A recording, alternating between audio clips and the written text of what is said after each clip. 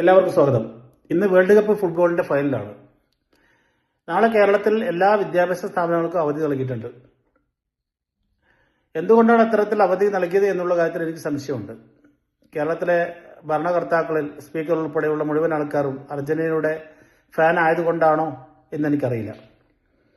ഒരു ഈജിപ്തോ സെനഗലോ ഫൈനലിൽ വന്നിരുന്നെങ്കിൽ ഇത്തരത്തിൽ അവധി നൽകുമായിരുന്നോ എന്നുള്ള കാര്യത്തിൽ എനിക്ക് സംശയമുണ്ട്. അർജന്റീന എങ്ങനെയാണ് ഫൈനൽ വരെ എത്തിയതെന്നുള്ള കാര്യം നമുക്ക് എല്ലാവർക്കും അറിയാം. സെമി ഫൈനലിൽ ഇംഗ്ലണ്ടും അർജന്റീനയും തമ്മിലുള്ള മത്സരം ആദ്യത്തെ 10 മിനിറ്റ് ഞാൻ കണ്ടു.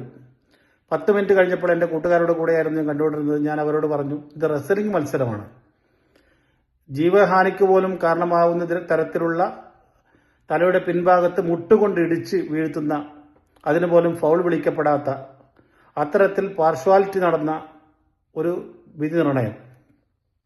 അത്തരത്തിൽ എല്ലാവരുടെയും ലാളനകൾ ഏറ്റുവാങ്ങിക്കൊണ്ട് ഫൈനലിലെത്തിയ അർജന്റീന. എന്നാൽ നയം കൊണ്ടും സമീപനം കൊണ്ടും നിലപാട് കൊണ്ടും ലോകത്തിന് തന്നെ മാതൃകയാകുന്ന സ്പെയിൻ കൃത്യമായ മാന്യമായ കളി കളിച്ചുകൊണ്ട് വന്നത്. സ്പെയിനും ഫ്രാൻസും തമ്മിലുള്ള കളി എത്ര മാന്യമായിട്ടാണ് നടന്നത്. ഇന്നലെ നടന്ന ലൂസേഴ്സ് ഫൈനൽ എത്ര മാന്യമായിട്ടാണ് കളി നടന്നത്. ലോക ഫുട്ബോളിന്റെ, യൂറോപ്യൻ ഫുട്ബോളിന്റെ സൗന്ദര്യം പൂർണ്ണമായി ആവാഹിക്കുന്ന തരത്തിലുള്ള മത്സരമാണ് അർജന്റീന വല്ലാത്ത എല്ലാ കളികളിലും നമ്മൾ കണ്ടത്. എന്നാൽ അർജന്റീന ഒരു ഭാഗത്ത് വരുമ്പോൾ തീർച്ചയായിട്ടും അവിടെ റെസ്ലിംഗ് മത്സരമാണ് നടക്കുന്നത്. അർജന്റീന തന്നെയായിരിക്കും ആദ്യ സെമിഫൈനലിൽ കണ്ടതുൾപ്പെടെ ആദ്യ ഒരു 10-15 മിനിറ്റ് തുടർച്ചയായി ഇംഗ്ലണ്ടിനെതിരായിട്ടുള്ള മാരകമായ ഫൗളുകൾ റഫറി തിരിഞ്ഞു നോക്കുന്നുണ്ടായിരുന്നില്ല. ഇത്തരത്തിൽ നിലപാടുള്ള ഒരു രാജ്യവും നിലപാടില്ലാത്ത ഒരു രാജ്യവും ലോകത്ത്. ഇസ്രായേലിനെ പറ്റി പറയുകയാണെങ്കിൽ ആരാലും നിയന്ത്രിക്കപ്പെടാൻ കഴിയാത്ത, ഞങ്ങളെ സംരക്ഷിക്കാൻ അമേരിക്കയുടെ ലോക പോലീസുണ്ട് എന്ന തരത്തിൽ പ്രവർത്തിക്കുന്ന ഇസ്രായേൽ. അതേ തരത്തിലുള്ള സമീപനം ഫുട്ബോളിന്റെ കാര്യത്തിൽ അർജന്റീന.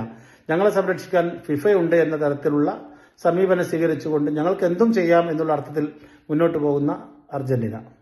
ഏതായാലും ഞാൻ തുടക്കം മുതലേ സ്പെയിനിന്റെ ഭാഗത്താണ്. എന്നോട് ഫാൻസിനോട് എന്തെങ്കിലും പറയുകയാണെങ്കിൽ അവർ പറയും, ഞങ്ങൾ അർജന്റീനയല്ല സപ്പോർട്ട് ചെയ്യുന്നത്, അർജന്റീന ടീമിനെയാണ്. അങ്ങനെയാണെങ്കിൽ ലോകമെമ്പാടുമുള്ള നിങ്ങൾ ലോകത്ത് അർജന്റീന ടീമിന്റെ ജേഴ്സി മാത്രം നിങ്ങൾ തൂക്കിയാൽ മതിയായിരുന്നല്ലോ. അർജന്റീനയുടെ രാജ്യത്തിന്റെ പതാക എന്തിനാണ് തൂക്കേണ്ട ആവശ്യം എന്താണ് എന്ന് നമ്മൾ ചിന്തിക്കേണ്ടതുണ്ട്. USSRന്റെ പതനത്തോടെ നമ്മൾ കണ്ടതാണ്.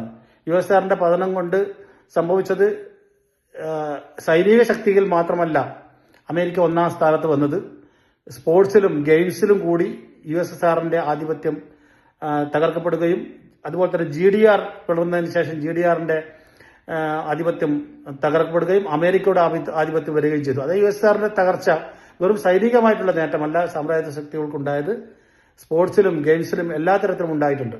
അപ്പോൾ കൃത്യമായിട്ട് സ്പോർട്സിലും ഗെയിംസിലും കൃത്യമായ രാഷ്ട്രീയമുണ്ട്. അതുകൊണ്ട് തന്നെ ഫുട്ബോളിലും രാഷ്ട്രീയമുണ്ട്. അർജന്റീനയും സ്പെയിനും തമ്മിലുള്ള മത്സരത്തിൽ കൃത്യമായ രാഷ്ട്രീയമുണ്ട്.